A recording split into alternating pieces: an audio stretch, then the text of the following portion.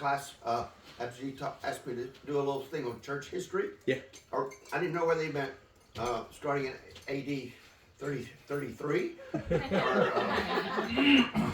it'd be a rather long class. But I did thought I'll start with the Restoration Movement history, which leads to our history, which leads to the present day. If that makes any sense. Yeah. And get a little bit of background about that. A little bit before we get to, because we have a prayer, although it's not really an official service, and I don't even have a Bible. I have a Bible on my phone. So, I don't need a Bible because it's church history. Except we should be like the New Testament church, which will be one of our premises here. I'll have a prayer. Thanks, Father, for our time just to look at the history, Father, of your people throughout history. And thanks for all the ways you care for us and help us to. We're so glad we're part of a story that keeps going on and on. In Christ's name we pray. Amen. Amen. So church history is the history of God's people. I mean, I love the narratives. I love to teach about Ruth, because Ruth is a story that ends with her holding a baby, who becomes the father of that baby becomes the father of David, and all the way to Jesus, you know, and all because of this storyline where she left bitter and came back and she had to change her heart, which is all of our stories in some sense. So of course, the New Testament church starts. We're not going to go through all of early church history and the Middle Ages, but most of us have heard of the Reformation, and that in that great period of time during sometimes cultural events and church history have a connection. And so the Renaissance was a movement in history when people went back to the Greeks for their knowledge and for their sculpture, and having it parallel with the Reformation. In other words, there was a change, and the change was not just in the culture, but in spiritual things as well. And it happens all over. I think it's happening now. Whether you know it or not, there's a real turmoil about social stuff, but it has effect upon the church and our sharing and whether people are open or not. Yeah. Are they get more curious because there's so much talk about it, right? And these kind of things. And so the Reformation starts with a guy named Martin Luther, not Martin Luther King, who he was named after. Martin Luther King was named after Martin Luther. He was a German monk who was lived in Wittenberg. He would beat himself because he was trying to be perfect and kept failing, and his theology was full of works. You know, do this, do that. You know, and eventually he read Romans where the righteous shall be saved by faith. And that was the beginning of, oh my goodness, a change in how we approach the scriptures. And so the Reformation went on. The Reformation, guys like Calvin, like Luther, and then followed by guys like Calvin and Zwingli and other prominent ones. Most of the time, their whole approach was, let's reform the church. In other words, do I still wear the clerical robes or not when I preach? And they said, well, that's really superficial, so we won't change that. We're going to reform just some of the doctrines, you know, like salvation by faith rather than salvation by works, which the normal person at that time thought they're saved by works. Believe it or not, the normal people you meet on the street, if they believe in heaven and hell, still think they're saved by works. Because if you ask them, if you die and go to heaven, and St. Peter's there at the door, and he says, why should I let you in? And they say, because I believe in Jesus is Lord. I'm a good person. I'm a good person. I try to be a good person. And hopefully my good deeds outweigh my bad on the scales of justice. You know, and we get that way in the church as well, because we understand we're saved by God's grace, but we also revert to, I'm feeling guilty because I'm not doing, you know, I feel guilty rather than being motivated by grace. But we don't talk about that. There's so many things we could talk about. And so Reformation happened, and then in other words, they were going to reform the church. They were going to keep all the you know, the robes and maybe even infant baptism and kind of a high church setting. And then later on, though, it began to review that, and we'll talk more about the rise of people who didn't want to reform the church, but to restore the church. And so let's go back to the best of our abilities to pick up the spirit of the church of the New Testament. And not in the sense that we need to wear sandals like they wore sandals, you know, but in the spirit of the New Testament, and not add to it and move forward here. And so about 1730 here, you know, something called the Great Awakening happened. And it's in history books, but not everybody keeps up with all of this stuff. So if you have questions, raise your hand for explanation. Yes? You mentioned Whitfield. Was that the George Whitfield, the John Wesley back then? Is that the same? Right. I didn't mention it, but I'm going to mention it. Oh, you said, okay. Sorry. Carry on. No more, that's it. But actually at the Great Awakening, there was the two main spokesmen were George Whitfield and John Wesley. And Whitfield would be they were both from England, and it started in about the 1730s. As I said, led by John Wesley, George Whitfield. We still hear the name John Wesley because you hear the word Wesleyan, and John Wesley was the one who began the Methodist Church. Yes. Why was it called the Methodist Church? It's not they didn't call it that, but everybody else called it that because they had a method. Okay, they had a whole different kind of things, you know, and there were others that particularly in the English-speaking world that were affected by this Great Awakening. You know, in 1730, in those days, religious participation in the United Kingdom, in the UK, in the American colonies, and in the colonies here in Australia, was very low. In fact, it was lower then than it is now. Wow. It's hard to believe because we look in the past and think our forefathers, you know, our whatever it is, were really religious. No, they really weren't, you know. And there was a time. So what hit them was a Great Awakening, and then followed by the Second Great Awakening, which were revivals that have always been a part of God's people, both in the Old Testament and in the New Testament. What is a revival? You revive your faith. And if you read the book of First, Second Kings or Chronicles, you know the ebbs and flows, you know. Yeah. And Josiah discovers the law, you know, and there's a revival, you know. And Hezekiah, you know, so revival is a part of God's plan and part of church history as well. The established Protestant churches would give the likes of Wesley and Whitfield in the UK particularly, the established churches like the Church of England would not give Wesley and Whitfield a platform to preach in their churches. And so they decided we're going to take it outside. We're going to go to parks and fields and open air places and speak there. The attendance would be up to sometimes 30,000 people would show up. There are tales of Wesley preaching to these miners in the northern part of England, you know, who would come in there with black faces from the coal dust, and there'd be lines of tears, you know, how that would go down with the coal dust, you know, and this great revival. The same thing was true in the United States, where George Whitfield, who also English, would be preaching to 30,000 people. This is before they had microphones, you know, and it's amazing the way they could carry their voices. They were aided by John Wesley's brother Charles Wesley and Isaac Watts and others, who were replacing Gregorian chants, which was the only music of the church, with modern songs, you know, like "Joy to the World" or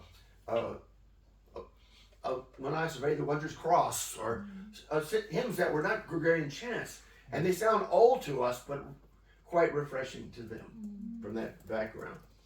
There's a time Wesley had these tremendous crowds. There was a time somebody was visiting Ben Franklin. You guys heard of Ben Franklin? Oh yeah. And he was an atheist. You know, he was kind of a lecherous guy. I mean, but he was very, very smart and he invented bifocals and a few other things, and had a kite and flew a key and electricity and all that stuff. But he said, "Hey, I got to go hear George Whitfield preach." And they said, "Ben, you don't believe this stuff." He said, "I don't believe it, but he does." And so it was something to see. You know, it was a spectacle. You know, and so there was a surge of spiritual interest. At the same time, major state churches was being diminished. In other words, the state churches, whether it's the Catholic Church or the Church of England particularly, or whatever, they were losing their hold. There was a migration of people away from their families and religious traditions. One of the reasons we often do well at university campuses, particularly where students leave home and go to a campus, is because when they go to campus, they're exposed to multitude of ideas. And it's a moment in time when the family tradition no longer, they wouldn't have thought about it if they were home, but when they were away from home, and then there's kind of a sense of, let me investigate, what do I really think and believe? And so there was a migration in the United States, particularly westward. They had a range of mountains called the Appalachian Mountains, similar if you're from Australia, on the Great Dividing Range, that goes all the way up the coast of Australia on the east coast. If you're in Sydney or Brisbane, there's a mountain range that backs it up. You guys don't have it quite that way because of the, there's water and we're in a smaller island. And so people began to make their way across the Appalachian Mountains to Kentucky and Tennessee and Ohio and places like that. And Australia had the same thing. They figured out how to cross the Great Dividing Range, and they crossed it, And so it was going on in the States, and the whole idea was this independent thinking away from family traditions. Not just was about their faith, but sometimes about their government. And part of that was, we don't want to be English. We don't want to be under the king anymore. I'm sorry, you guys are still under the king. But I am too. I'm an Australian. I swore my allegiance to Prince, to King Charles. King Charles. I didn't swear my allegiance to King Charles, but I swore my allegiance to Queen Elizabeth and all her prodigy from that point on, whatever. And so it was a sense of not just the church thing, but also the government. So the American Revolution happens, often stirred by this religious idea. Now, of course, when they pushed the British out in 1776, when they began this war process, before that time, the only place that Georgia was the main penal colony for England. So if you were a prisoner in England, you were sent to Georgia, in the United States. At the American Revolution, they said you can't send your prisoners here anymore. So they looked around for another place to send their prisoners. Australia. And guess where they went? Australia. So Australia was actually settled because of just that point. They needed another place to send people, and this is even better further away, right? If we get a colony on the Mars, a prison product, I'm sure they'll put them out there as well. And so Botany Bay was settled at that point. And again, the same thing. People leave their traditions and even in Botany Bay and the colony in Sydney, and then all the colony and the other cities that followed, the mainline churches were still associated with the upper class. And if you were sent to Australia as a penal person, you weren't part of that class. And so there was a sense of I'm looking for something else. And so there was in this field, and it was the Great Awakening was followed by the other next awakening. The Second Great Awakening, starting in 1790, which is right after the American Revolution, and the French Revolution, which is again, we're abandoning our historical things of authority, right? The French beheaded not all the royalties, but a lot of the royalty, with the guillotine and let them eat cake. You all know the phrase that Marie Antoinette did not say, but we understand what they meant. Well, part of what was spun out of this was called the Restoration Movement, which I said, we don't want to reform the church, we want to restore the church, we just want to follow the Bible. And originally the Restoration Movement, which is our heritage, was originally a unity movement. In other words, we moved to the frontier, and the frontier settlers were ahead of the ministers. In other words, the ministers weren't with them; they were back in the east, and they were ahead of them. And so they were just on the frontier, and they wanted to know. They said, "Hey, why don't we stop being a Presbyterian, Baptist, Catholic, Protestant? Let's just be Christians, because we got a new environment here without all these traditions, And And so they're emancipated from these older institutions. And they began to speak of themselves simply as Christians or disciples of Christ, which is the name of the church back then was the disciples of Christ, which we in fact use a lot as well. And they wanted to go back to the New Testament to find the initial gospel in its purity, following its structure and observance based upon the New Testament pattern, not the church tradition pattern. So let's not go back to traditions. Let's go back to the original pattern, which was set by Jesus. As much as we can, and the epistles, Paul and others, what can we learn about the church then? One group, such group was led by a guy named Thomas and Alexander Campbell. And they were Presbyterian ministers out of Northern Ireland and Scotland. And the other main group was led by Barton Stone, who was a Baptist minister out of Kentucky. There were several doctrines that was a cause of conflict. For Barton Stone, who was from a Reformed background, in other words, Reformed means you believe in a form of Calvinism. So if you're nowadays, a Reformed church is one who believes in Calvinistic doctrines. What are they? Well, it's often represented by the word tulip, which are bloom right now in the botanical gardens. Because I take a walk every day, and I say, oh, it's beautiful. And tulip, so the T stands for total depravity, the U stands for unlimited atonement, the L stands for, I forgot, I, irresistible grace, P for predestination, and things we associate with Calvinism. And Barton Stone was having a problem with that. And in his search of scriptures, he came up with the conviction that the central tenet was that God is love, not in the 21st century of a sentimental view, but in relationship to certain Calvinistic views, these two particularly. First one, the T for total depravity. Total depravity meant, and he was a bit troubled by the first two, total depravity for the T, and U for unconditional election. Total depravity says that we are so depraved in our sin that we do not have the capacity to reach out to God. Yeah. Now we all know that something about sin in the wall and stuff, but in other words, we're so totally depraved. There's nothing we can possibly do, to figure this out. Even with Jesus coming. In other words, God's got to do something rather than we make a choice. And the other one was limited. Was unconditional election, and in other words, he was saying God loves the whole world and sent His Son to save all men if they would just believe, and that sinners were capable of fulfilling that condition. Unconditional election is that who is saved and lost is already determined by predestination. So some are elected to heaven, the rest are elected to hell.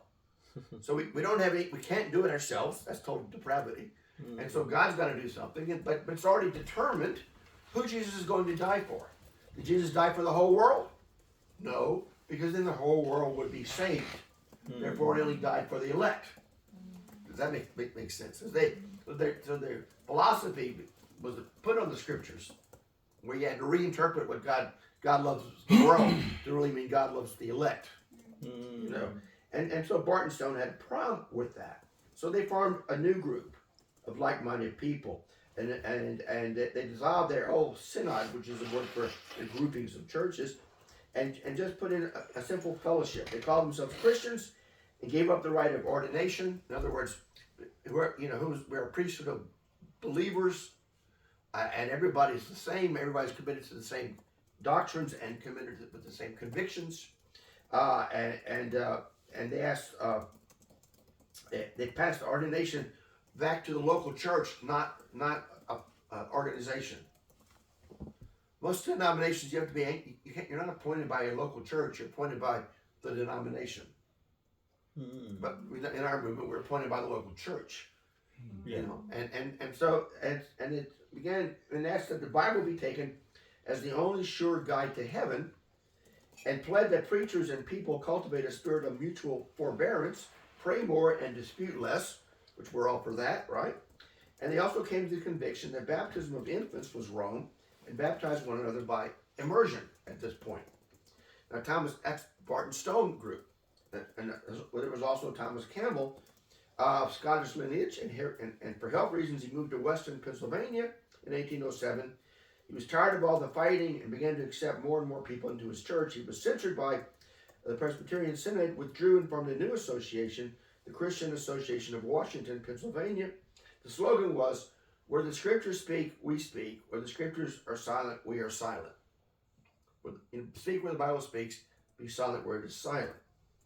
And that the divisions among the Christians is a hard evil. It's anti-Christian.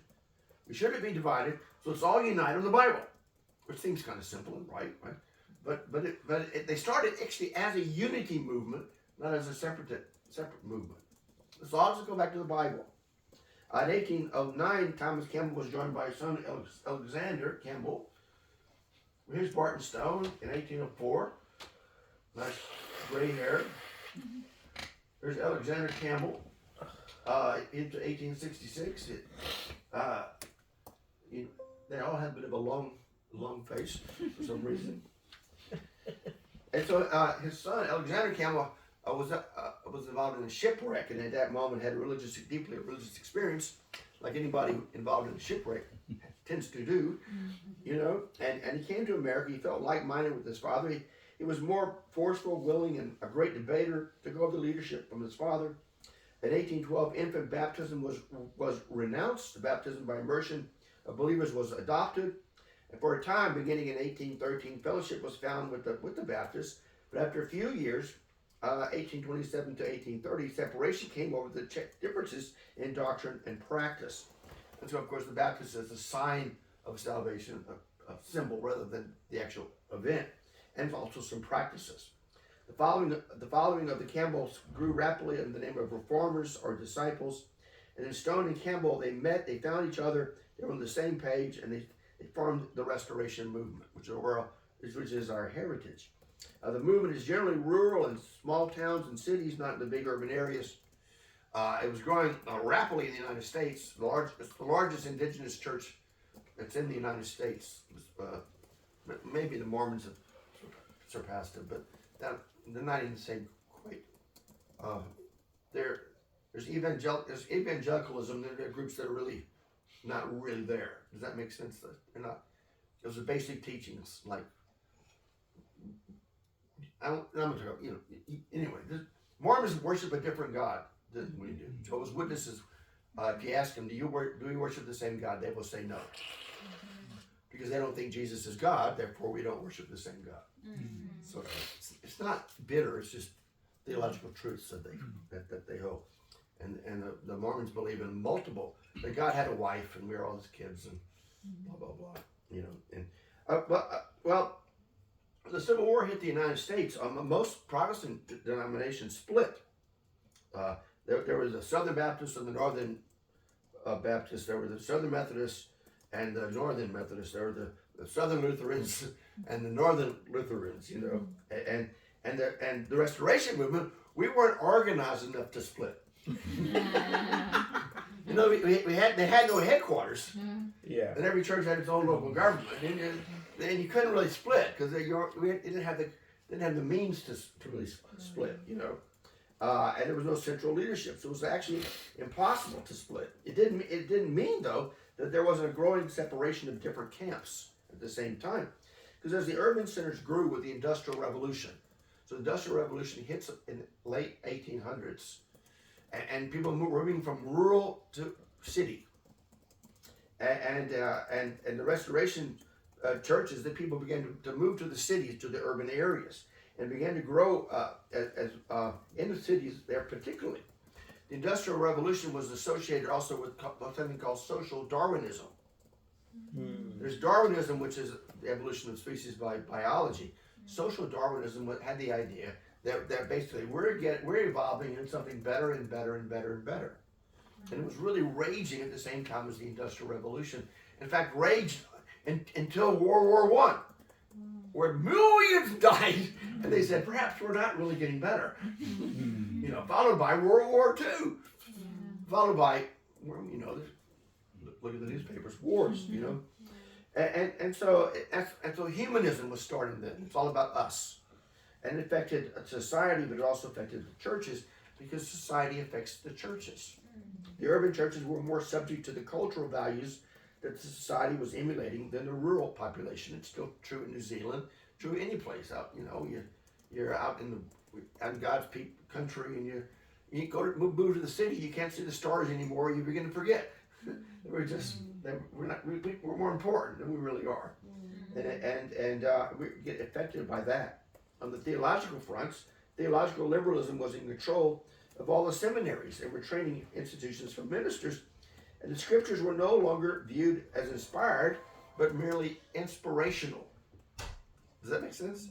They're not inspired; they're just inspirational stories, moral tales to get you up there. There was a search for the historical Jesus. Guys like Albert Schweitzer and others didn't believe in the Jesus of the Bible, but they said, okay, there was a guy named Jesus, but let's get rid of all the miracles because they're not real. They didn't happen. They're just made up stuff. And let's look at the historical Jesus. The doctrine of the physical resurrection was rejected. The virgin birth, no, that's just a story.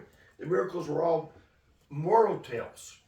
Jesus fed 5,000 with 5 loaves and 2 fish. Or that's right, isn't it? And how did that happen? Well, Jesus said, do we have any bread? And they said, no. And then Andrew brings the little boy who has 2 loaves and 2 fish and 5 loaves, or 5 loaves and 2 fish, whatever. And the little boy generously gave the food. And everybody's convicted by his generosity. And they all shared, because nobody traveled without their lunch boxes with them. And all that was left was, it's a moral tale, rather than Jesus blessed it and it was really multiplied, which is what I believe, and hopefully you believe as well. And so in 1906, there was a formal, in the Churches of Christ, the majority now was living in cities, and there began to be a theological break about whether you believe the Bible is the inspired word of God, or whether you just thought it was moral teachings, and so there was a break.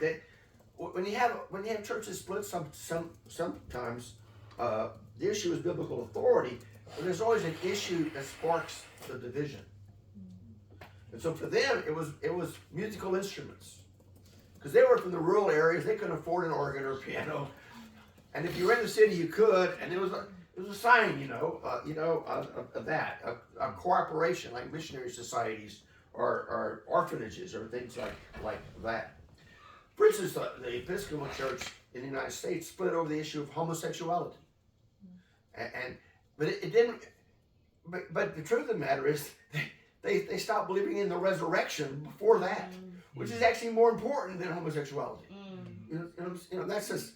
But they needed an issue to actually show the divide. And so it wasn't really about instrumental music. It was about whether you believe the Bible was really the authority.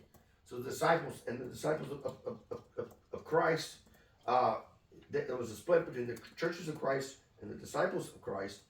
And then about a few years later, the disciples of Christ split again into the Christian church and the disciples of Christ. And I don't know if I have those kind of things. Evangelism and interchurch these are the disunity, pacifism, slavery. The Church of Christ had a real strong view of pacifism. The instrument, these guys, and all those kind of different kind of things. And then later on in 1920, there was another division with the disciples of Christ and the Christian church. That was about open membership. The disciples of Christ said, okay, we no longer say repent and be baptized. Anybody can be a member. Anybody can. And then the Christian church says, no, we got to have some doctrines. You got to believe that Jesus was resurrected from the dead. You got to believe. You got to believe that he was born of a virgin. You got to believe the scriptures are inspired. There was turmoil in just two decades with the increased liberal direction taken by the disciples, and the seminaries were all emulating that. If you watch news, there's especially American news, there's an attack on the universities because they think the universities are spreading, leftist ideas. But if that's the government, on the Christian side, the seminaries aren't believing anymore that the Bible's the inspired word of God, and they're not producing people who really preach the gospel. In other words, they get all wrapped together and entwined with one another. And so after World War II, so there's a split. the Church of Christ, which is our heritage. The Christian church starts, believe it or not, the more open you are to anybody becoming a Christian, everybody's welcome, the faster you shrink. And there's sociological studies that the groups that are growing think they have something unique to offer. And so once we become too, you can be too rigid, okay, but you can also be, the greater danger is to be too inclusive. Everybody's fine, and you no longer hold the truths of the scriptures. And their membership collapsed. They believed in open. The disciples of Christ believed in open membership so much that that this guy joins the disciples of Christ, Jim Jones, who had a cult in Ghana and killed. They all committed suicide. Oh, yeah. And you gotta go. You got your minds are so open, your brains are falling out. You know, and that's not our history. That's their history. Okay. Yeah. We split. That's kind of the crazy kind of stuff that's going on. And so after World War II, in Australia, New Zealand, America, UK, people came back from the war, and war leaves scars. And my father fought in World War II. My grandfather fought in World War I in France, and he was a medic. And my father was on a battleship in the South Pacific. Did R&R in Sydney. Went through his things when my mother died. He had dance tickets from Oxford Street, Sydney, where he went on leave and danced with some of the Sydney girls because all the Aussie guys were off fighting, of course, the Japanese and I said, oh, my dad was here, and I ended up here as well. My mother says I have relatives here, but I don't know about that. I should say. And so what happened in you have all these guys coming back with kind of memories that they don't talk about. Because if you know anybody from World War II, you know. But where I grew up, my father would, what do you do? You didn't talk about the war. You just didn't talk about it. Trauma. It was the trauma, and the Pacific was worse than the European front, believe it or not, because the Japanese would not surrender, and so they fought to the death. Sorry, I don't know how to work my phone. There you go. Done. Oh my gosh, no. It's okay. I don't know how to turn it off. No. I'll do it. Oh my gosh. How do I turn it? Oh, there you go. Turn the volume down. Turn your volume down. Can you turn the volume down? Don't worry over well. It's okay. It doesn't show in black.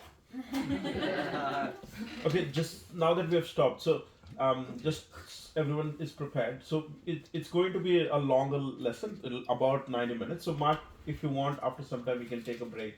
Okay. Refresh your mind, and then, but not now, but later if you feel better. It's going to speed up rapidly here, Yeah. but I'll just give the overview of where we're coming from. And so then the church in 1952, the Revised Standard Version came out.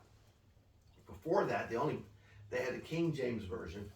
There was an American Standard Version, which was very much like a King James Version, with these and thous and those kind of things. And people came back from the war, and the Church of Christ, which always said, well, we just want to follow the Bible. We're just really, and people are interested now in the Bible that they could read and understand. And the Church of Christ people had such a view of the Bible. It was so strong and such a reputation. There's I don't know whether it's an apocryphal story or not, but they were having a courtroom trial, and they couldn't find a Bible where you put your hand on the Bible and swear. So they said, well, get a member of the Church of Christ and put their hand on their head. Which is kind of good. It's a good story about our history. Yeah. And so when it came to Bible study and following the Bible as it was written, we were in a good set. We became the fastest growing church in the whole world at that point in the 50s. Wow. But then the next generation grows up, and second generation sometimes is less enthusiastic than first generation. And it doesn't have to be that way, but it is what happens often, And you can see this in Kingdom Kids at times. Why don't they have the faith I have? And so about 1968, which is interesting where culture and history and church history go together, because this is 68, and what's 69 is Woodstock. Woodstock is where we were all against the Vietnam War, and our parents fought in World War II. You didn't ask questions, you just signed up and fought.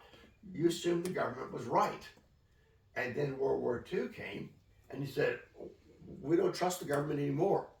You know, you all already, we all now have a sense of distrust. I'm from the government, I'm here to help you. You kind of go, oh, not so sure about that, you know. And so they were rebelling against their parents' values, but this was 1968. The Churches of Christ guys showed up in Dallas for the first campus evangelism seminar with a whole change of perspective, and this will start getting into that. And it, you know, there's a film out called The Jesus Revolution, because you know, this led to free love, sex, rock and roll, you know, hippies, the power, the love people in San Francisco, Haight-Ashbury. Have you heard of some of these things? And that was very strong for a year or two, but believe it or not, you burn out, and you got to go, gosh, you know, sleeping promiscuously does not make you a happier person, you know. And it was just burning and drugs and everything, and so there was a sense of, and our tradition was, hey, we're following the Bible, and you got to repent and be baptized. People got to be saved, you know. And our parents had settled in. We built our buildings, and they settled in, and they said, yeah, we believe the right things, but we don't care about the world anymore, you know. And so they had this conference that was held, called the Campus Evangelism Conference, where they got together. Several churches got together and hired a couple of guys named Charles Sheldon, and I remember him because he baptized me, and another guy, which is in my notes, it slips my mind. Up to this point, as I said, the Churches of Christ pushed their young people to go to a Christian university. So they started Christian universities. And so they said, we don't trust the secular campus. They're full of atheists who criticize the Bible, undermine our values. And so we want to, if you love your kids, send them to a Christian college where they'll meet a lot of other Christian students and get a Christian marriage and blah, blah, blah. But there was others who couldn't, it was a private institution, so they couldn't afford that. So they sent them to the state campus. So if you go to a state campus, let's build student centers there to protect them so they can get away from the campus and be in the Christian student center and be away from the wicked, evil world. And so these student centers started. Even we teach the Bible there, you get some credit. The whole approach, as I said, was to protect them from the world and its influence. You know, in Mark 6:56, here's some scripture. This is about Jesus, and it says, wherever he came, in villages, cities, or countryside, they laid the sick in the marketplaces and implored him that they might touch even the fringe of his garment, and as many as touched it were made well. You know, he went into the marketplace to preach and teach. What is the marketplace? The marketplace is where everybody has to go. Now, if you're religious, your whole attitude to going to the marketplace is go in, get what you got to get, and get out there as quickly as you can. Least contact, you know? And then take a bath after you've been in the marketplace, because they're all wicked, you know? But Jesus is in the marketplace, taking a message in the marketplace, and you can imagine last place you want to bring all the sick people is where the food is. But then they're curing people, and so they said that's what Jesus does. He goes where the people is, and so these student centers bag them. Let's close them down and let's go onto the campus and share our faith. Let's go to the marketplace rather than let's build a building and put a sign that says everyone welcome. No. You know, let's go where they live, and that's because following Jesus. And that's what this meeting was all about. Look, they even had a guy named Bill Bright speak at it. Bill Bright's the guy who started Campus Crusade for Christ. It's kind of morphed over the years. I don't know if it's on our campuses here or not. I think It's probably rebranded, yeah, rebranded. but it's something like it was the beginning. One of the bigger groups, InterVarsity Fellowship, Navigators. They were all groups that they said let's be like those. Let's get some of those guys to tell us about how to go on campus rather than be guarded and protected from campus. And they all gathered there. This is in 1968. I went to the second one in 1969 in Nashville. I'd been raised in the church. I'd left the church when I was about 13 or 14. I had a girlfriend I liked, and she moved interstate. I drifted. My mom went. My dad was a Roman Catholic. And as I got older, I went to the world.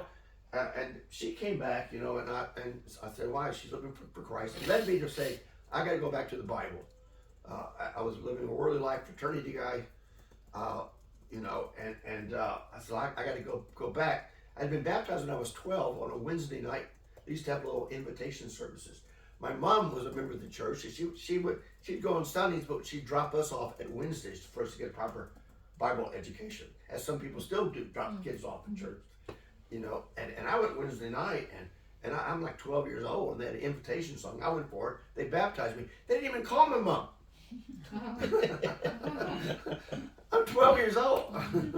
And you kind of go, wow, we wouldn't do that, would we? That's kind of like a lawsuit or something, huh? Yeah.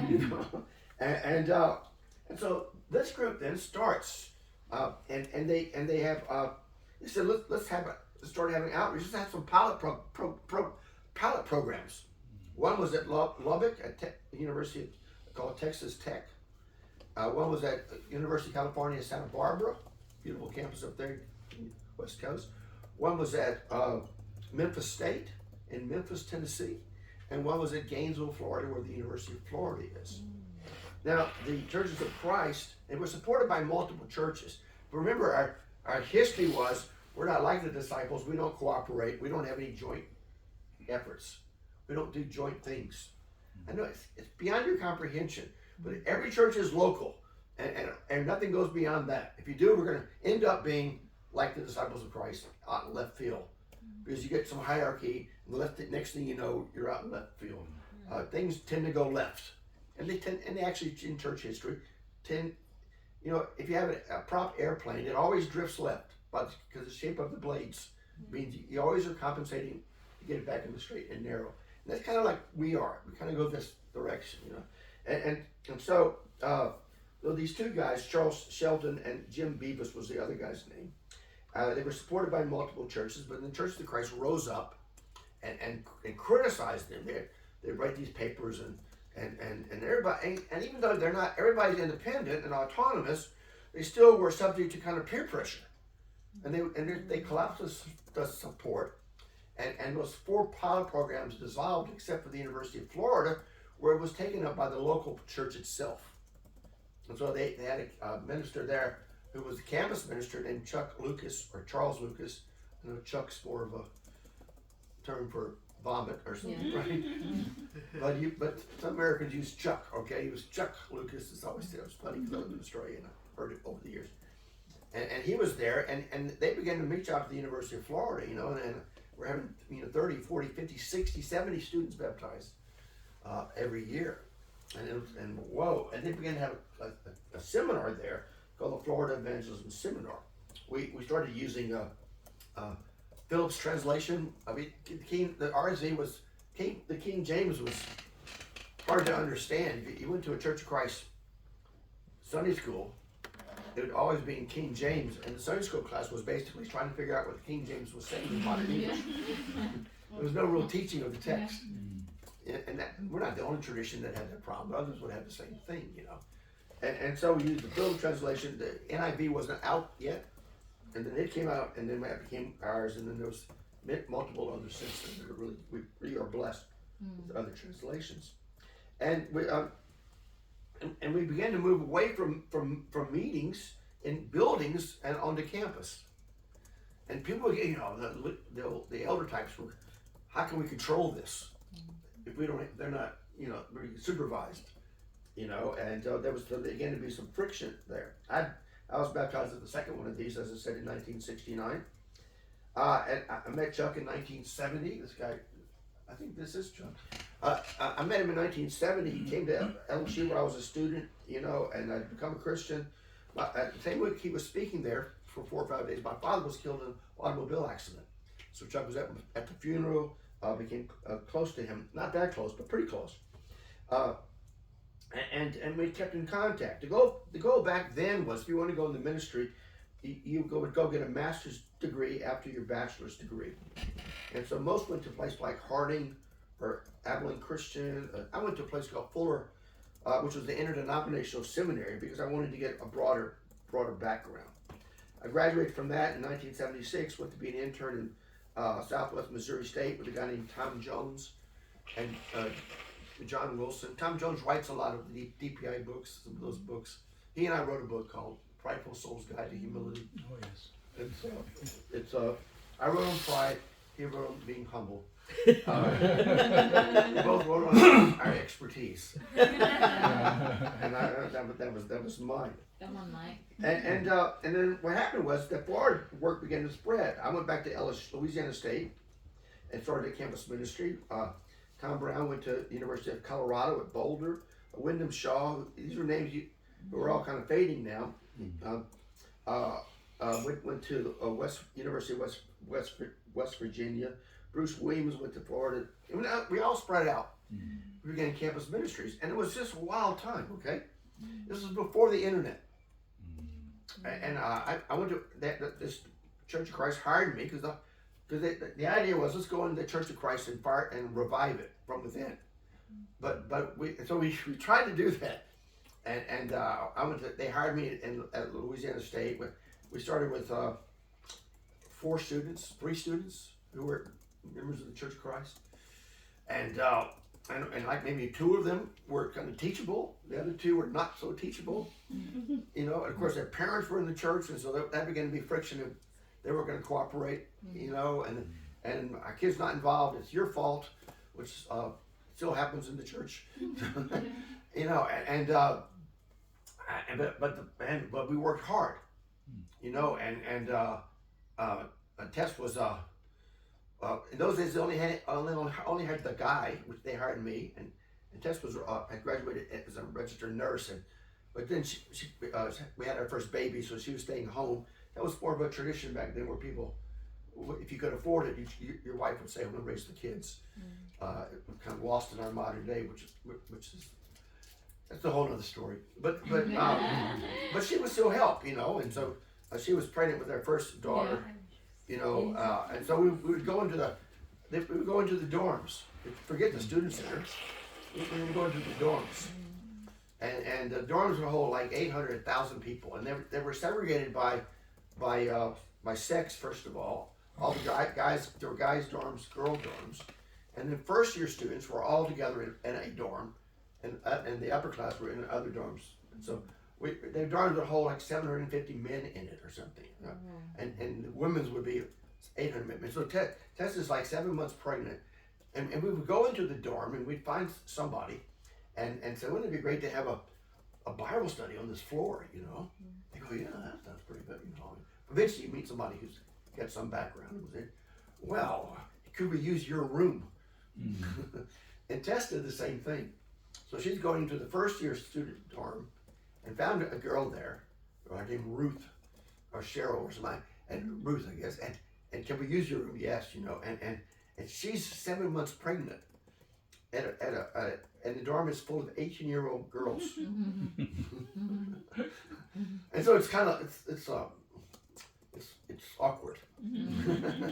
and because you had to get them in by in the weekdays they had to be back at the dorms at 10:30. On weekends they could stay up to 12 o'clock on Friday and 12:45 on Saturday.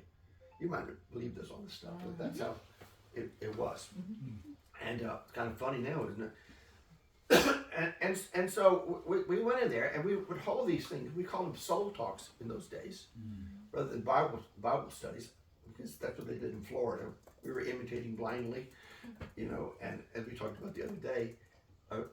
last night, Last night. and we called them soul talks, and we'd have them at 10 o'clock at night. Because if you live in the dorm, you study, but about 10 o'clock, you tend to take a break. You know, you had communal bathrooms. Okay, this was days before all the different little, you know, big, and so we would go in there, and we'd have 25, 30 visitors in one dorm room. And we were we started baptizing like, you know, 60, 70, up to 100 students every year. So the ministry from 3 grew to about 200. And the church was now 400. It started with about 200. Now we're at 400. And these guys are all, and gals are all fired up. And the members are saying, we can't even get out to our cars. The aisles are cluttered with people having fellowship. And can we get people out of the building? We want to lock it up, you know, and because you got to end at 12 o'clock because the Baptists end at 12 o'clock, and the main cafeteria, if we're late, there's a big queue. It's crazy stuff going on, you know, and so they weren't traditional, and so there began to be this massive friction taking place between the new wine and the old wine, you know, and eventually, and so in 1981, I'm not sure if this is in the notes, but okay, anyway, that's my history. Our ministries grew rapidly, and then in all these places that I mentioned, and several others, there was a real clash with Kip McKean was in Illinois, at Illinois State, in a small town.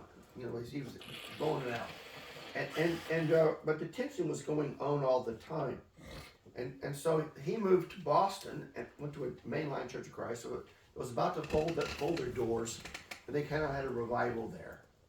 That's his story, which he kind of makes all of our story, which isn't all of our story. We started back in that Dallas seminar, and that wasn't his. It wasn't some people in the living room. You know, that's his storyline that he made up. Was Kip not there? No, he's not even a Christian yet. Oh. I was baptized in 1969. He was baptized in 72. Oh. This is, you know, Yeah. so we're all connected to this crossroads style ministry. You know, and our goal is again to take the gospel to the marketplace, not just build bigger buildings. Yeah. And there's nothing wrong with having a building. You know, it'd be nice to have a building, but the main point is, are we still focused on what Jesus was all about? You know, and so Kip had this restart in Boston, and they began to say there, let's think about sending out new churches. And I thought the same thing. And so the church in Baton Rouge, where I was, there were about 450, 200 were our students and people who had graduated and stayed in town to work because they wanted their fellowship was there, and they were really I had a meeting with the elders and they give me grief all the time, and you know, and because you there's a tendency to support victims rather than people who are kind of more trying to be victorious. It happens. It's going on now still. You know, I always tell the story of this in the Iraqi war, the article in the Wall Street Journal, and a guy named Captain Hornbuckle. He had 200 soldiers, and we'd never been in battle, and none of the troops had it, and they ran across an elite Iraqi force of 600 or 800 people. It was a massive battle that lasted 24 hours, and he managed to kill, 500 of the enemy, and didn't lose a single man. Oh, wow. You know. At the same time, there was a girl who was a corporal. She was in a jeep, got overturned. She got captured, and the special forces went in and rescued her. And she didn't do anything, but she became a hero because she was rescued. And she went home, and the town gave her the key to the city. Awarded her. Hornbuckle went back to his town in Alabama and his mother got the Holiday Inn that put his name on the marquee. Welcome home, Captain Hornbuckle. Because you couldn't celebrate killing all the enemy. You wanted to celebrate the victim. Something switched in our mentality where you didn't the war heroes weren't, you didn't hold them up. You know, it's embarrassing that we killed all the enemy. And it is rough, okay, but it's war, you know, and I'm not advocating war, but you know what I'm saying, but it affects the church when some zealous Christian is being accused of being harsh because he challenges some weak Christian whose parents are in the church to be more zealous, and boom, boom, there's a battle, you know, and you can, and the young, and let me tell you, our 200 people did struggle with arrogance because we're committed and you're not, and that's no way, and that was wrong, and they were, you know, they weren't as committed, you know, and so I said, can you support me to start a church in Australia? And they said, well, can't really fire you without splitting the church, but we'll be glad to support you. And so they supported us starting the church in Sydney in 1982, and they supported us for 3 years, and we were self-supporting after that, which is the goal for the Christ Church. So we baptized enough people, about 70 or 80, we were self-supporting, and we were there for 5 years, and then church was about 150, and the other churches of Christ were skeptical because we grew so much, and we had some connection to this Crossroads stuff, and I would go to the meetings, and they wouldn't let me do anything. Oftentimes I could have a prayer, and we became the biggest Church of Christ in Australia. But now all these campus ministries are starting new churches or being kicked out, and we began to kind of coalesce and say, let's kind of get organized. And so Boston was growing the most and was the most effective, and so we all began to kind of, you know, let's all get connected with discipling relationships, kind of to help us to do a great job, to help us share leadership and those kind of things. And so that's when we started meeting together. As I said, this Woodstock. Here's a picture of the Crossroads Church. It was a brand new building. It was great congregational singing. At this point, all a cappella, which sometimes is quite nice because everybody sings. And I do think we always got to watch out that we don't go to church for a performance. Concert. I mean, singing is the one thing we all do together. And we have parts, and we don't want to lose that by watching the performance and not even be able to hear our voices because the instruments are so loud you can't hear. And I'm not against instrumental music. It's not a plea to go back to the old days, but by any means. But it was a powerful thing because visitors would come and say, I feel like I'm in a choir. Everybody's singing, you know. In those days we had part songs. We sang hymns that had parts to it. It had music. You would read the music to do your part, you know. Remember those days? No, anybody? There's a timeline. You know, Chuck Lucas is hired at Crossroads. Kip's baptized in '72. Kip McKean, Roger Lamb, were at Memorial. He went to Philadelphia and was fired there. Then he went to Illinois, planted Boston, then planted New York '82. Chuck Lucas is fired because he got into sin. And we started to do reconstructions of churches to get everybody committed to be on the same page. Then about 80, Crossroads repudiates Boston, pulls away. Kip moves to Los Angeles. The Boston movement formally named itself the International Churches of Christ, 1993. But that's not our history is way back here. And we thought about changing our name, but we didn't because we thought it would look like we were covering up stuff. Everybody's got bad history in churches. And naming a church doesn't have bad history, you know. And it doesn't mean we're not proud about that. And here's the ICOC official start, you know. And International Churches of Christ are named separately for the first time. 75 churches, 30 nations. 2,393 churches in 171 nations. And then in 2003 and 2004, we set up with gifting the leader, and then we got divided the world into world sectors, and there were 7 of those, and ours was the Commonwealth, which included the UK, India, Indonesia, Australia, New Zealand. We had Scandinavia back then, and then eventually mid-Atlantic states in the United States, their financial base. Then there was the China world sector, there was the Africa world sector, there was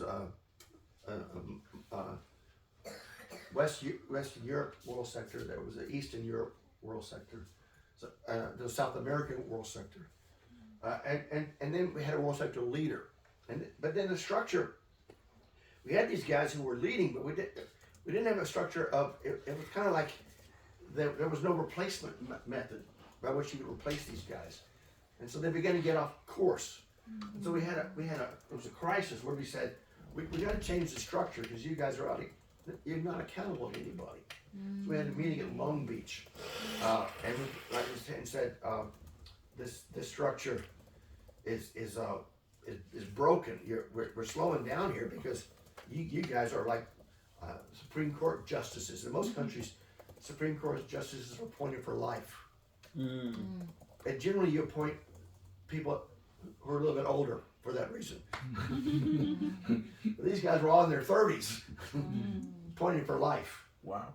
There's going to be danger with all that, right? Yeah. And then it was self-protective, and all of a sudden protecting the leaders and forgetting it's Jesus' church, and we all need to be that. And so we rose up, and kids all fell away. And we said, he was put on sabbatical, taken out of leadership, and we met at Long Beach. It was a fiery meeting, but we said we got to have a new structure, and so they appointed one guy.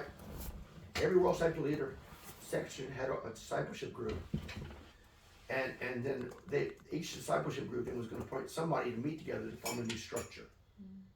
So I was selected by the Commonwealth to represent the Commonwealth and other guys. And we met in some private club in Philadelphia as a venue and just kind of hammered out some proposals about how to restructure at that time. But then it kind of blew up at that point. Where people were really, that I was the leadership fighting, and then the people started saying, well, we it's all about, you guys have been leading in bad ways and stuff, and it affected the whole movement, where they said, where leaders began to be, leadership was put down, and the result of that, and in some places it needed to be put down, in other places it was fine, but the whole thing was an upheaval because it was emotional. You signed up to change the world, and you find out that people weren't always the best, and you get disillusioned about that, And everybody, and so we continued that, and this is kind of a timeline. We had world sector, and so this is a crisis, and so. The structure is broken down. We no longer have a legal structure. It's completely, we dissolved the legal structure. And so every church now has its own board. And you guys are beginning to have a board, or you're working on it. But right now you're under the Auckland board only because you're planting, but you have your own board, which is, it's like families, you support your kids, and one day you hope they move out, right?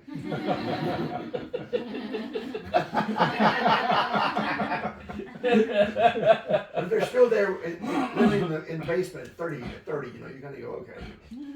And so let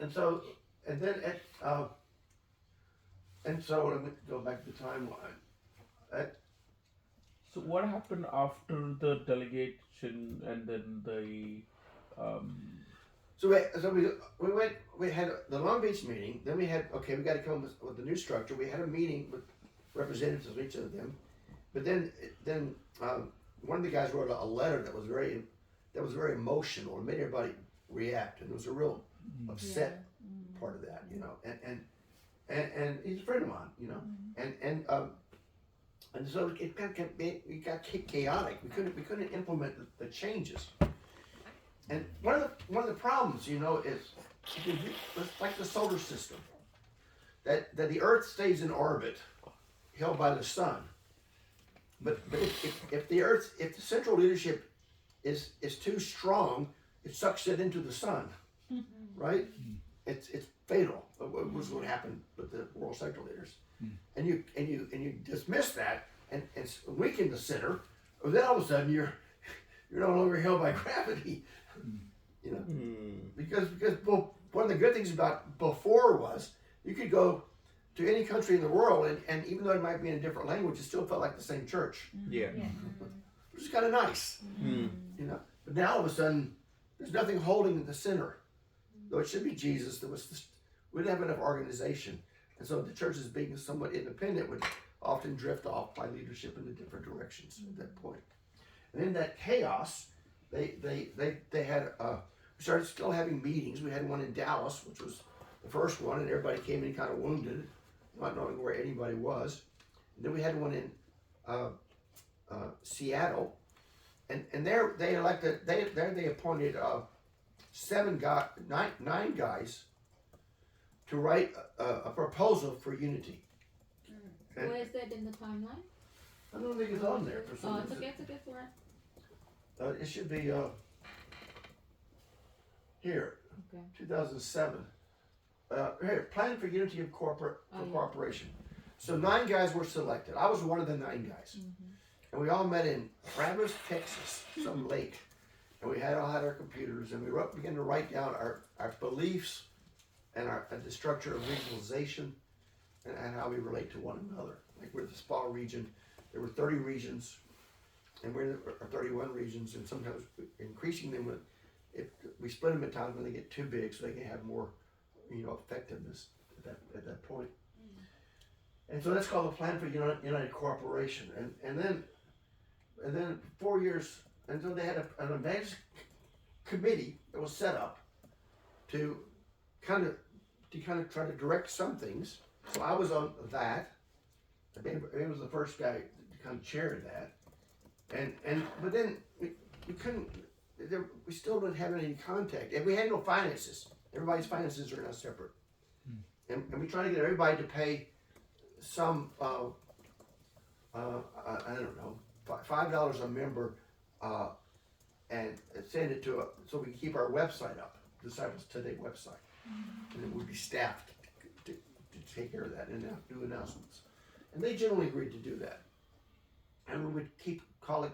We do send in our growth stats for the year, or lack of growth. We have kind of a sense of what's going on, and we can help each other for the purpose of helping each other, not for the purpose of anything else. We had no authority, and so we met again and started this in 2007.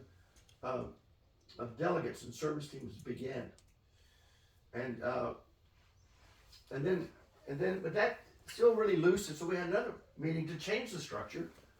And it was ICOC 2.1 or ICOC 3.1. 3.1 had more teeth in it to hold us together. 2.1 had less. And it was down to 5 votes.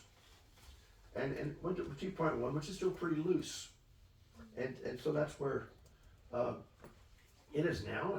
And one of Steve Darbiowski wrote a proposal that he's submitting in October, because they're having a meeting in Miami for all the regional leaders and service team representatives, and Steve's on one of those.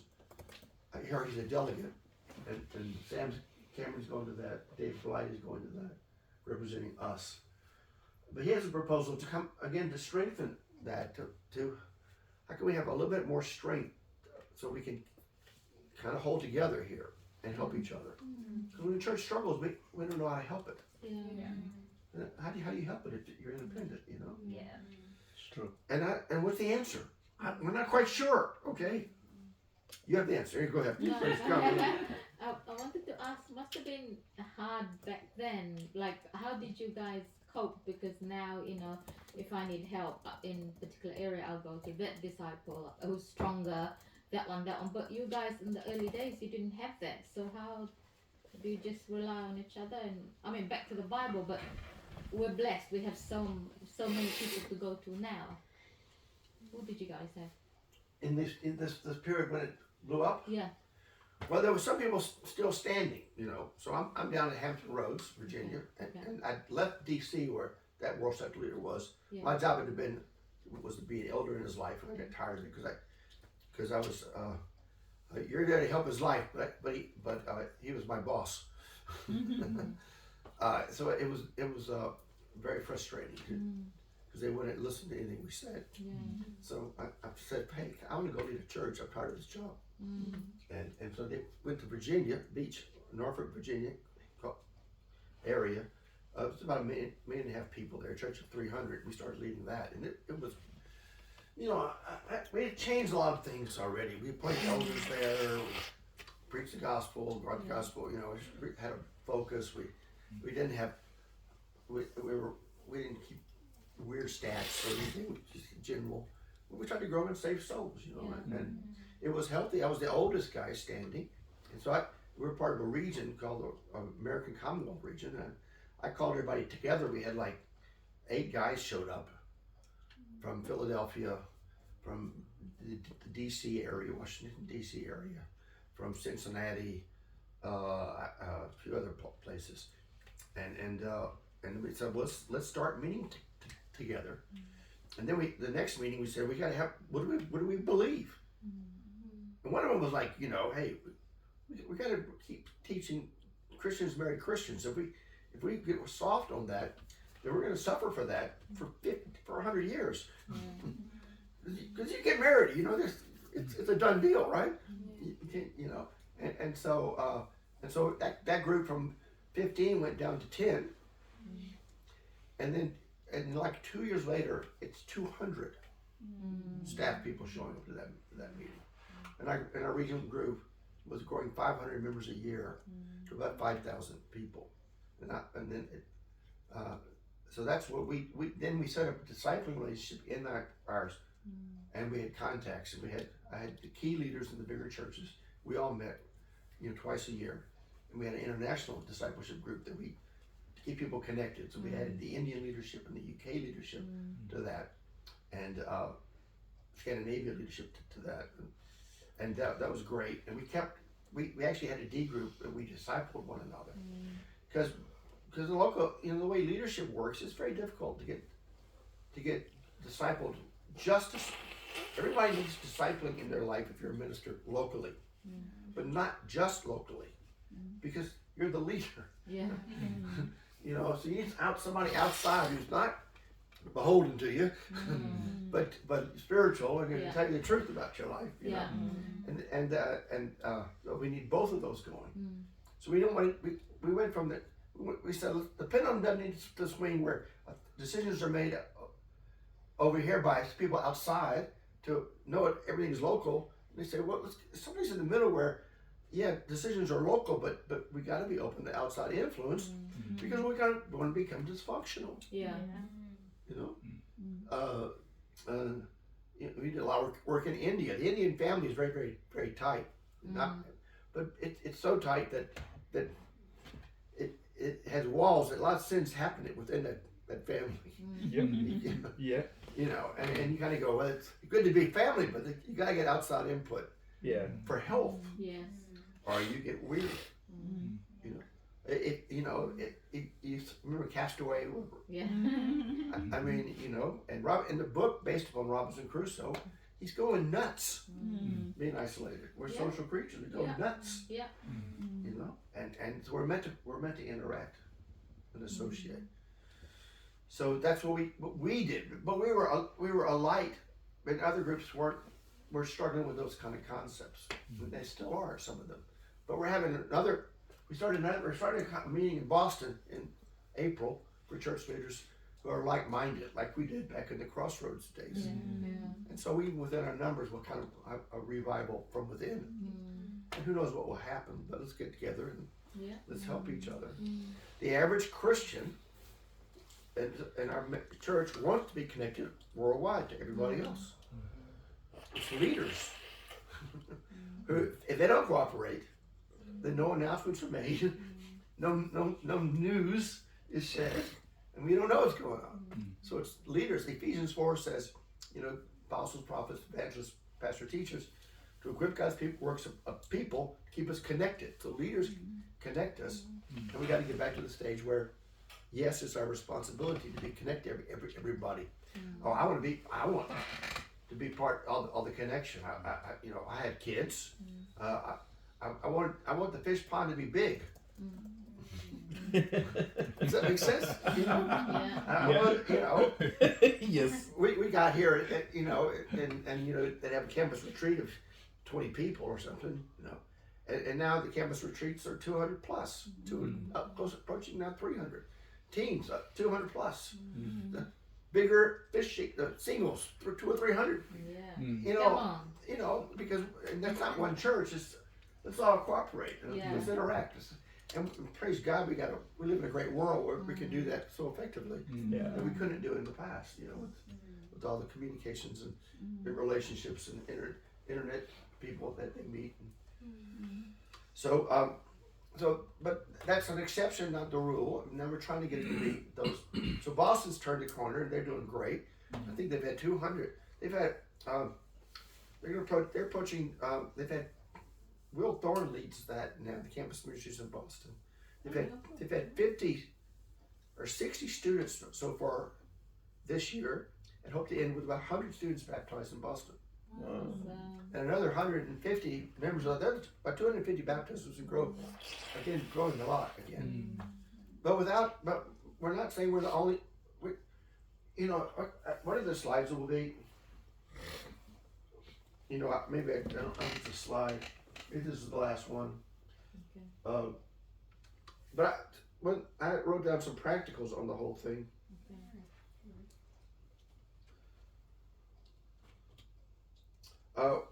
Some things went off. That's what we had in the 2002 meeting.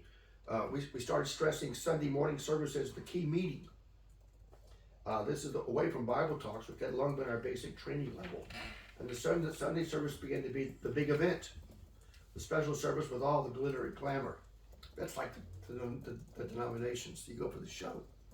And the Bible, the Bible's, if you're talking about the church service, it's called a meeting.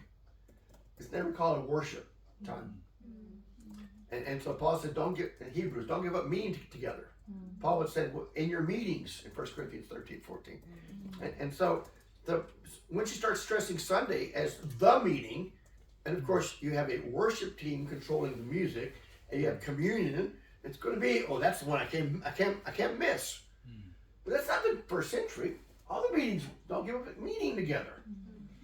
And we should have the same attendance on midweek as we do on a Sunday. Because we're meeting together, New Testament church met every day. Yeah. We try to meet, we try to encourage one another daily because it says to do that. We don't meet every day, but it's good to have fellowship, Then we didn't, back in those days, but before 2002, we had to encourage local leadership to rise up and lead locally. It was a control thing. And of course, when I raised my daughters, they got married, they had husbands. I knew when they, after university and stuff, when I stopped paying bills, we changed relationship. I have less say. I say you got to make your own choices here. I'll give advice, but I don't expect you to always. I'm not the paterfamilia of the Roman Empire, where the father had complete authority till he's dead. No, and so they still come for me for advice because they are because of a relationship, not because of my position. And that we needed to move to that in our fellowships. Does that make sense? I'm going to finish up here. So,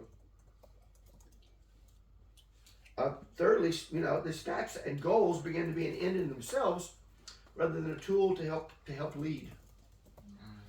And so, when I lead a staff meeting and our Bible Talk leaders meeting, I say, who are the studies? I want everybody to write down their names so that you can pray for them, because they're not a number, they're a person. Yeah. You gotta pray for them, Remember that they're people, rather than just we're not multi-level, what do they call those? Marketing. Marketing. We're not multi-level marketing. We're not Amway, some kind of thing like that. We're building God's church.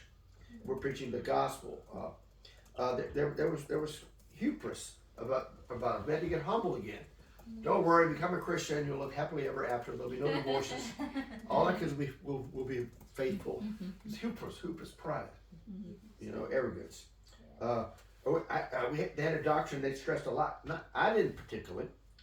That we were the one true church doctrine. Versus, no, we follow Scripture as our doctrine. Yeah. And if we can figure it out, can't somebody else? Yeah. Isn't that just a logical conclusion? Well, yes. But we don't need to compromise our doctrine to make it more inclusive if it means changing the Bible, because we follow the Bible. Yeah. And we're open to God doing the final judgment. It's not ours. Yeah. You know what? God's not going to ask me my opinion at the pearly gates. I just want to get in. But I don't want to compromise His truth and get into sentimentality, because that's what happens when,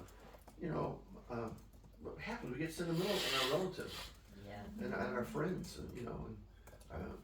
when my mother died about 4 years ago, I think, she was going to a Church of Christ, and we studied with her son, but it hit a wall, and sentimentally, I want everything to work out, and maybe, and I'll be so happy she's there, but I'm not going to compromise what repentance really means and looks like, Right. for the sake of somebody as near and dear as your mother. And of course, everybody says their grandparents for some reason. My grandparents were so faithful, not knowing what they were like when they were 18, of course. Which is what we were like at 18. There was a harshness and control in discipling relationships. And we said, you got to get rid of that, give advice, but the advice is not inspired and it has to be followed. But getting advice is inspired. We need to encourage getting advice. It's wise. Proverbs says over and over again, we build a better house by getting input. That's right. There was a stress on talent, not spirituality, in the past. So we ended up appointing leaders who were kind of A-type personalities, but they weren't spiritual. Right. And so when the fire came, they ran like hired hands. They ran for cover because it wasn't based on spirituality. And we got to look for spirituality first and foremost in our leaders. Are they godly? Are they following Scriptures? And lastly, there was competition rather than cooperation. And we want like in the Spa region, we want everybody to succeed. I'm retired, but they asked, hey, can you give Pricers a hand, and help them? And I said, yeah. And London called me last year and said, can you come for 6 months? Because London was struggling. I said, I'm retired, But in my mind, I'm saying, I don't know I don't have a scripture about this. And if God hears of Mike's not willing to help, God might think, well, what am I keeping him around for? You know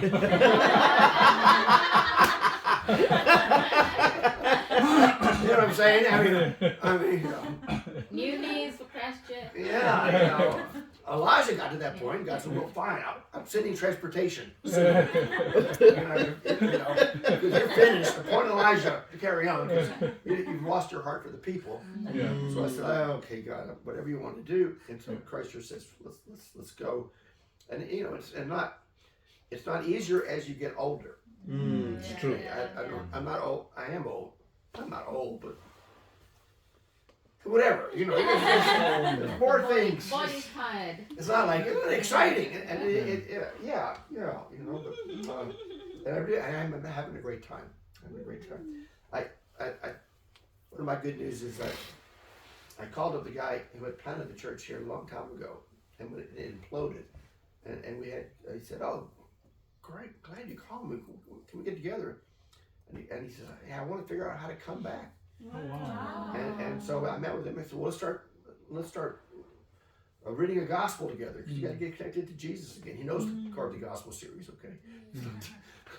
and so we met yesterday. Oh, can I ask who? Steve Clearwater. Okay, because there's a few of them all together in the church. I know. He's not in a church. Okay. No, not us, but there's a few old guys.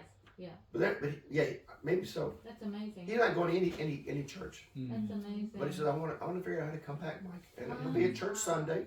Oh, come on. He's bringing his wife. Wow. Well, that's his goal, to bring his wife. And she's quote Christian, just doesn't like churches, which is a lot of those around lately, you know. And but he says, whatever. It's you'll see him. He's a tall Aussie, 50s, 55. So exciting.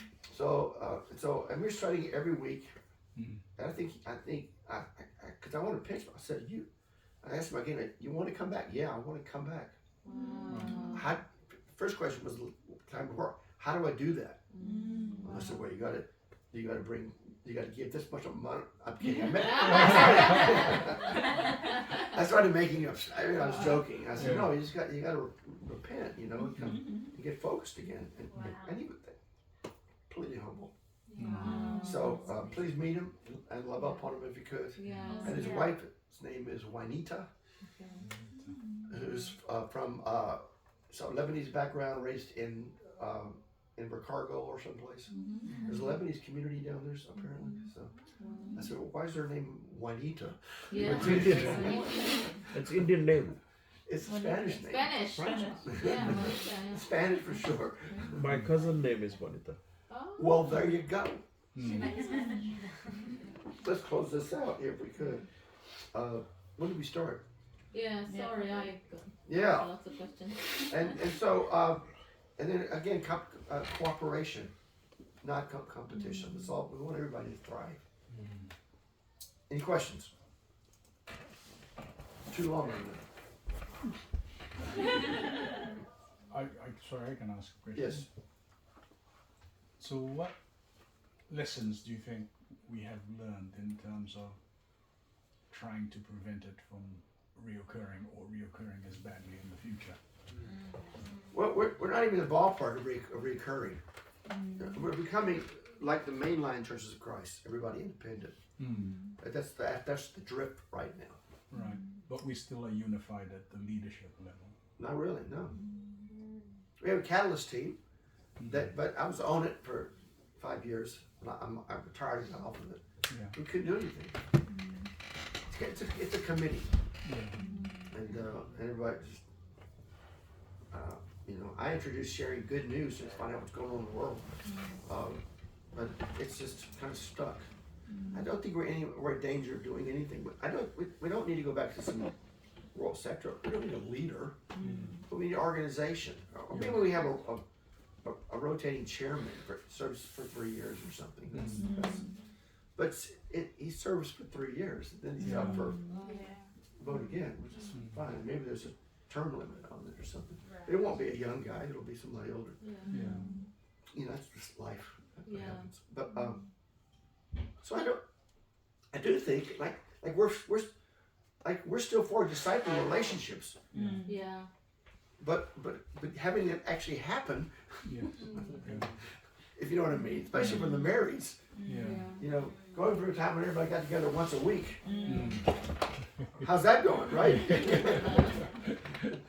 And I think some of our young people still, it's a curve. Our young people need more than our older couples who are married. Yeah. It's just life and time and commitments. Yeah. So people need people to be over them in the Lord, because leadership is often said, respect those who are over you in the Lord. Yeah, we still need teen workers who are over those teens in some sense, working in cooperation with the parents, because they're teens, okay?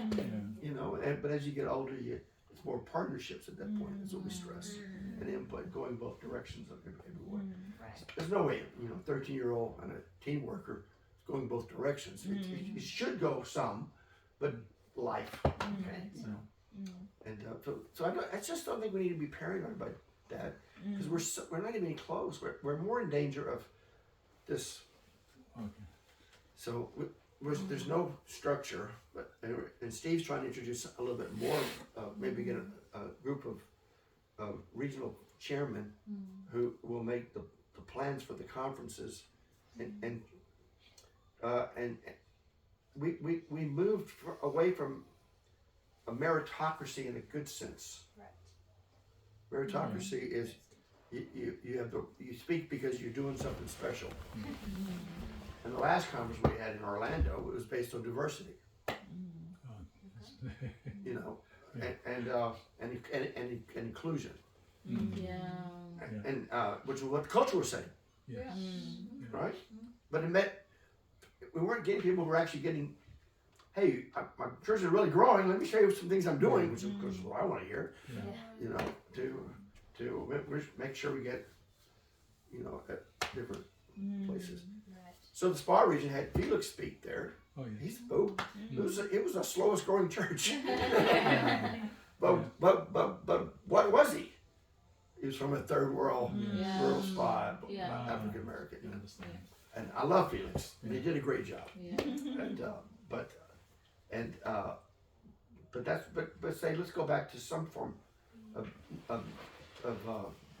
not merit for salvation, but we want to hear from people who are actually doing a good job to learn. Yeah.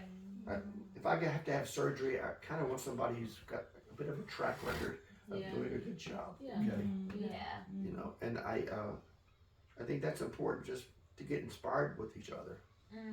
So in the spa region, we still base our speakers on people who are doing a great job. You know, and but we try to get other people opportunities with many classes and stuff.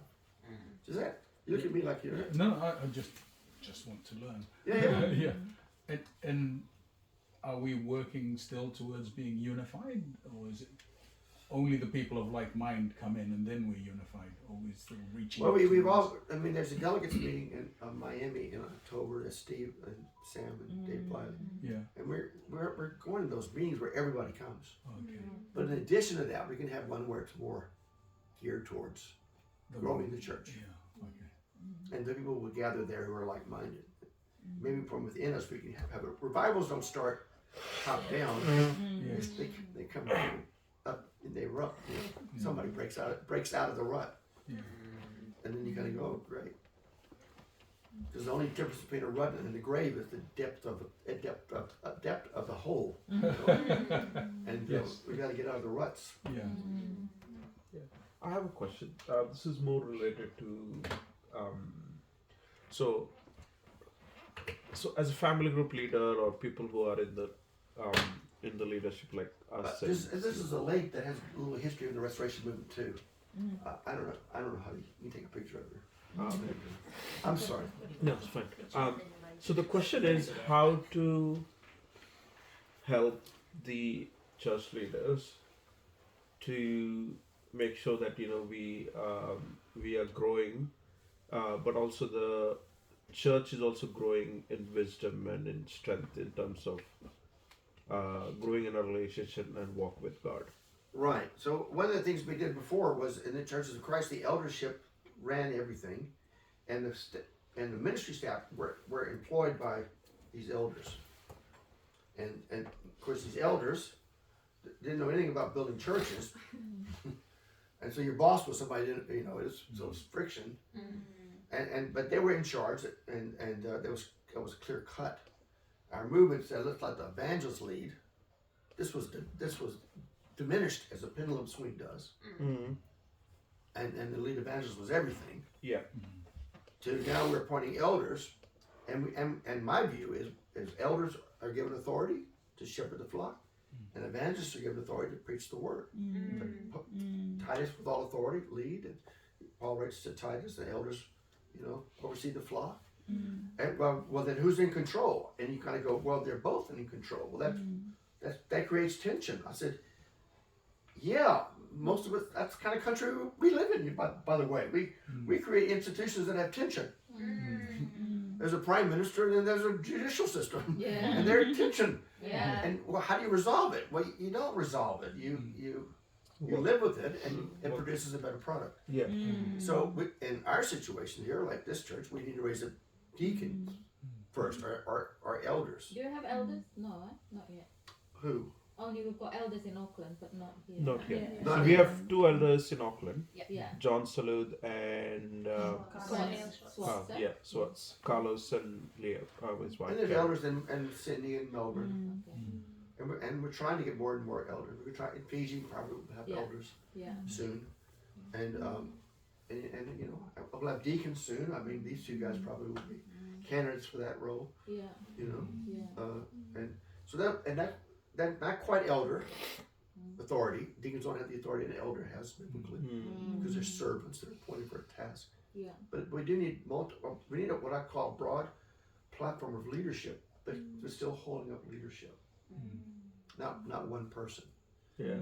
And so you have kind of this little, you know, what's this guy's, you know, but we need it. That's what the Bible says. Yeah. So that's what you need as well. Yeah. Okay. So to the follow-up question to that is, you know how our movement, like I think, I feel that I was the part of the second generation because the first generation, 2002 happened when I was 15, I think, and I was a zealot. I was growing up, getting trained to be a leader. But we happened that, you know, the phase I went through, was part of that movement and went through that. How do we make sure that we don't repeat that mistake rather than learn from it and keep growing? So what's the advice for that? What's the mistake? Repeat that mistake. Yeah, I think the mistake was one person in charge and then Oh, well, we make sure every local church has a leadership team, and then that leadership team will develop into elders and deacons and evangelists. Okay. And then the government will require some fiduciary oversight, and hopefully that becomes the role of the elders and deacons, and maybe an evangelist sits on it as well. That's not. But then they do fiduciary issues. Fiduciary means money, but they don't make policy. But the evangelists, elders, particularly, and if you have deacons, elders and deacons, evangelists and deacons, they have oversight. They talk about structure, policy, church policy. Make ecclesiastical decisions, which is the church. Ecclesia is the Greek word for the church. And so ecclesiastical means from that word, church authorities. So you just Robin. So- yeah. I actually wanted to ask about, I couldn't sit for the whole session because I had to like keep going, but I heard about the one true church doctrine that you were speaking about. So a question on that, like if there is, I mean, our church is not like the only one true church that connects to Jesus and then, you know, to heaven, but there are other churches like as well who follow similar faith as us. So when there's someone who is studying the Bible asking question like, why is that this is the only church that you mention, or is there anything like what examples or what scriptures can you support? Well, I don't support we're the one church. I mean we need to be in God's church, and I mean the Christendom has got hundreds and hundreds and hundreds of churches. They're not all right, you know. I'm not here to judge them, but I am trying to say the Word of God does. Let's follow the Scriptures. So if I met somebody from a church, even if they were one that had similar doctrine, I would still say, let's sit down and see what we have in common. You know, and they could be a true Christian, as the Bible defines that, not in a judgmental way or anybody. This is Scriptures defined as the judge. And that's been, you know, over the years, there's always, every year or two, somebody comes in who they don't need to be baptized again, they were baptized properly. But most churches don't. Most churches don't baptize properly. It's a minority. So that means it doesn't happen much. But that's just a fact. It's not a theological statement or an attitude. I mean, there's 4 billion people who call themselves Christians, and probably 1.2 billion baptized babibies. Wow, you kind of go, well, okay, it's kind of narrowing it down a little bit here. I'm pretty clear about that. That doesn't seem to be, you can't be saved without faith. Yeah. I mean, I can't, how do you defend that biblically? Yeah. But then there's others, and then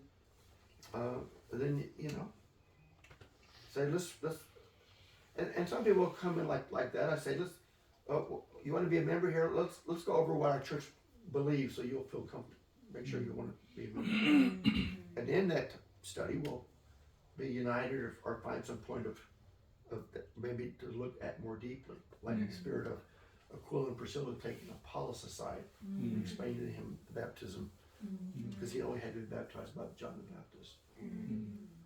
But he was zealous, and it was a very good meeting, and they got united. So that's again, we're a unity movement trying to get people back to the Bible. But I think it's arrogant to say we're the one true church. Yeah, that's I true. just think it's arrogant. Yeah. Yeah. And if we can figure it out, like somebody else can as well. Yeah. And I'm open to that. I hope for that. Yeah. But I'm not going to compromise unity. One evil I think is sometimes we value unity more than doctrine. When they're two wings of the same plane. Yeah. You can't just throw one out. And so, well, I know we're off, but for the sake of unity, I'm not going to really challenge that.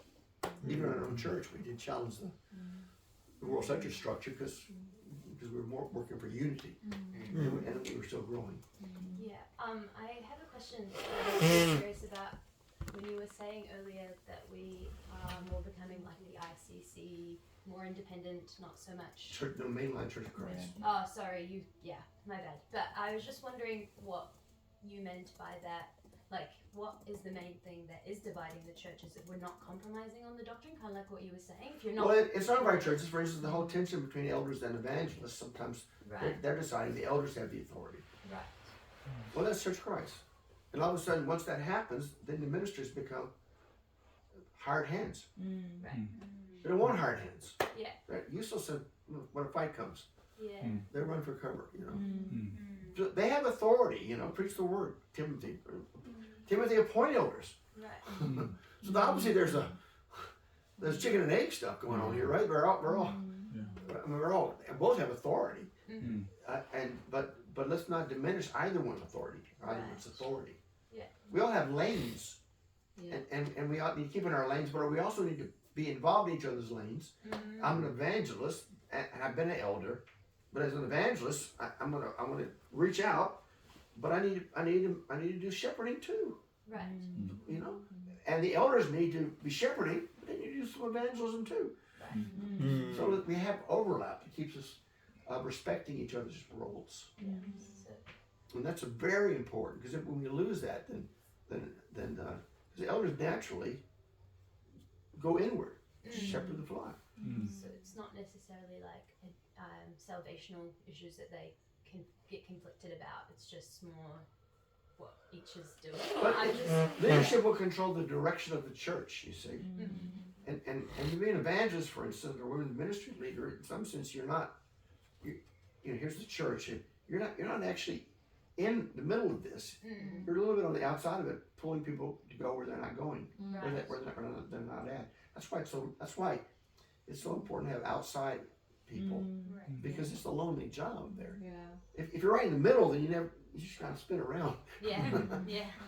You got to go someplace to lead, means to push forward, right?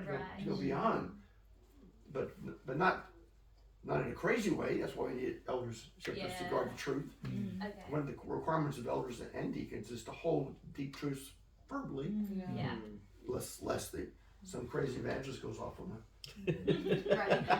Well, it's going to happen in our church. It happened in the first century church. Sure. Yeah. I'm looking at I'm reading 2 Corinthians 10, 11, 12, and this is these super apostles have come in, and bashed Paul, and we're not immune to that. We're going to have problems, Right.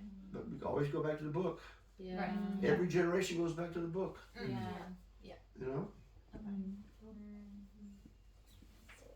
So, but we have to push for that. Older members need to make sure, and we have a leadership team, and you know, and so as an older guy, I want to empower young guys to preach, to be bold, but I also want to have wisdom around it at the same time. Yeah. So, Thank you. Yeah, the young ones, or not necessarily young ones, but I thought I was alright. Don't believe everything you read on the internet, and feel free to ask Mike and Tess, you know, whatever questions you have. I will Because take it. this, I thought I was alright until there was some negativity from the community I was reaching out to. And after that, it was persecution from my own family from whatever they read on the internet. Because everything from Kip and everything was there. But and then I got off track. But and then they don't talk about, no disrespect, the Catholic priest, you know? It was just picking on one thing, and it's important for us who has questions, like to ask those questions. yeah. Yeah. I mean, I did some. You know, one of the guys were saying got some negative stuff. I said, so a lot of that's old. He said, and I said, well, I went, you know, Sydney Church of Christ. I went 3 pages of Google. Google's beyond 3 pages anyway, right? You know, and it was maybe one little thing. Everything else is positive. Yeah, that's it. I said, you know, I said, type Mike Fontenot, ICOC. Find out. Look. I haven't looked you up yet, Mike. You can look me I up. love it. You can look me up and say, is there some negative things I've been around? There are negative things. Look up Kip King. Lots of negative things. But he's completely out, right? He's Good. yes. Okay. We just fellowshipped him. Yeah.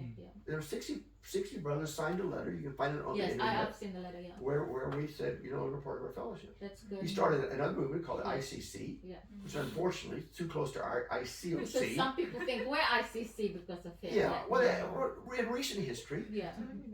at New South Wales, at University of New South Wales in Yeah. Sydney, Yeah. the ICC was kicked off. Yeah.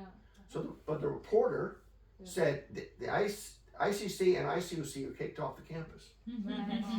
Yeah. And so, you know, we've tried to contact these guys and said, we kicked them out. Yeah. They're not part of the church. You know, and they won't return the phone calls because it's just it's a mistake. Yeah. But we in ICOC, our church, Howard's still on news. Howard and Sauer and our campus ministry couple are still there. Yeah. And we're not kicked off. We're on our campus here. We're a registered group. Yeah. And so look at the pages. Oh yeah. And you know, on the other side of that, if you live a godly life, you will be persecuted. Second Timothy says that. Yeah. 3:18. I don't know what it is. And so if there's nothing negative about us, that also means we're not the right church. Yeah, that's true. Yeah. You know, but if it's all negative, then I mean, obviously that you got to sort these things out. Somebody, it could be somebody who's underwear in the basement writing an article, right? Yeah. A disgruntled member, Yeah. and you think they have, you know the power of the social media. Yeah. But we have to guard ourselves and guard That's the right. doctrines and be accountable and be open to charges, to feedback, and we got to speak up. And we got to have leaders who are humble to listen. We got to have members who are humble to listen too. You know, but the truth is the scriptures. Our Lord Jesus, we have a head of the church now. Jesus, okay. And let's not remove him. But there were in the first century church. There were regions. The churches in Italy, the churches in Macedonia. Paul had his sphere. Peter had his sphere. Thomas had his sphere. You know, the other apostles were spread out. We don't have a lot of written history of some of them, but we have some. Yeah. You know, I've been to Thomas's grave in India. Wow. Outside of Chennai, where they speared him. The Brahmins speared him. Yep. I think it's pretty accurate. Yeah. You know, and it's just following the trade routes. Yes. So. Thank you. Okay, I'm sorry. A lot of